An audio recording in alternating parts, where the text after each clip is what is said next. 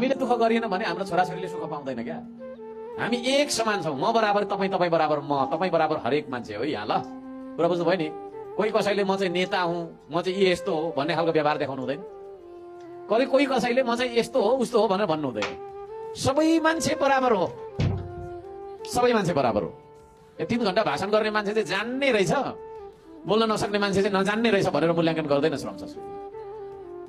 पैसा हुने मान्छे चाहिँ ठुलो रहेछ होइन, गरिब बस्तीमा बस्ने मान्छे चाहिँ सानो रहेछ भन्दैन श्रम संस्कृतिले। कुरा बुझ्नुभयो नि।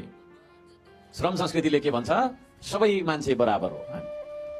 यसपालि भोटमा कोही कसैको भोट ठुलो अलि धेरै, कोही कसैको भोट सानो भयो र? यसरी पढेको भोट मान्छेको भोट चाहिँ 5 गर्नुपर्ने अनि नपढेको मान्छेको भोट चाहिँ 1 गर्नुपर्ने भयो है। यसरी ठुलो 5 तले बिल्डिङको मालिकको चाहिँ भोट 10 गर्नुपर्ने अनि तपाईको सुकुम्बासीमा बस्ने मान्छेको भोट चाहिँ तपाईको